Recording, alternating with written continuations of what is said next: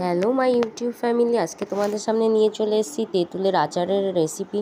টক ঝাল মিষ্টি তেঁতুলের আচার। তো চলো তাড়াতাড়ি দেখে নাও রেসিপিটা, আর তোমরা তাড়াতাড়ি বানিয়ে নাও। তো দেখো, আমি এখানে গাছের থেকে পাড়া তেঁতুল নিয়ে নিয়েছিলাম, আর তার মধ্যে এখন মাখিয়ে নিয়েছি আখের গুড়। তো আখের গুড়টা দিয়ে দেখো, তোমরা দেখতেই পাচ্ছ কিভাবে আমি চটকাচ্ছি। তো এইভাবে বেশ কিছুক্ষণ আখের গুড়ের সাথে আর কি তেঁতুলটা ভালো করে মেশাতে হবে। তো দেখতেই পাচ্ছ তোমরা আমি যেভাবে মেশাচ্ছি, তো এইভাবে তোমরা মিশিয়ে নেবে। আর তো তারপরে মেশানো হয়ে গেলে এখন দেখো কড়াই গরম করে নিয়েছি, আর এতে দিয়ে দিয়েছি কিছুটা পরিমাণ সরিষার তেল, আর দিয়ে দিলাম দুটো মতন শুকনো লঙ্কা।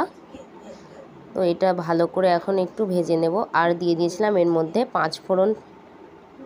তো এটা এখন ভাজা হয়ে গেলে আমি যে তেঁতুলের সাথে যে আখের গুড়টা মাখিয়ে রেখেছিলাম, তো সেই মিশ্রণটাই এখন কড়াইতে দিয়ে দেব। তো দেওয়া হয়ে গেলে এখন এটাকে আমি আস্তে আস্তে নাড়াতে থাকবো।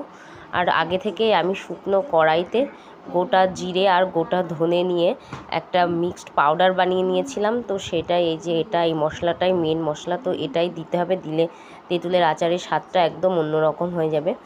তো তারপরে আমি অ্যাড করলাম আচারটার মধ্যে একটু চিনি, 2 চামচ মতন চিনি দিয়ে দিয়েছি। তো চিনিটা দিলে একটা অন্যরকম স্বাদ হয় খেতে। তো দেখো এখন ভালো করে আরেকটু নাড়িয়ে নেব। তো এটা বেশিক্ষণ লাগে না বানাতে, 5 থেকে 7 মিনিট মতন লাগে। তো দেখতেই পাচ্ছ তোমরা অনেকটাই হয়ে এসছে আমার। আর এখন এই যে দেখো পুরোপুরি রেডি হয়ে গেছে আচারটা আমার। তো এখন আমি গ্যাসের ফ্লেমটা বন্ধ করে দেব।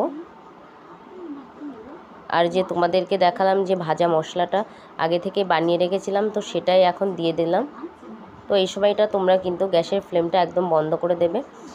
তো এখন আমি সব মিশ্রণটা ভালো করে মিশিয়ে নেব। মেশানো হয়ে গেলে এখন এটা আমি অন্য একটা পাত্রে ঢেলে রাখবো ঠান্ডা করার জন্য। তো ভালোভাবে ঠান্ডা হয়ে গেলে একটা কাচের বয়মের মধ্যে ভালো করে রেখে দেব। তো বেশ অনেক দিনই থাকে এটা, আমরা কিন্তু 1 বছর পর্যন্ত রেখে এইভাবে খাই। তো তোমরা একবার হলেও বাড়িতে বানিয়ে দেখো, খুব তাড়াতাড়ি হয়ে যাবে, আর খুব টেস্টিও হয় টক ঝাল মিষ্টি তেঁতুলের আচার। আর তোমরা কে কে তেঁতুলের আচার খেতে ভালোবাসো অবশ্যই কমেন্ট বক্সে জানিও।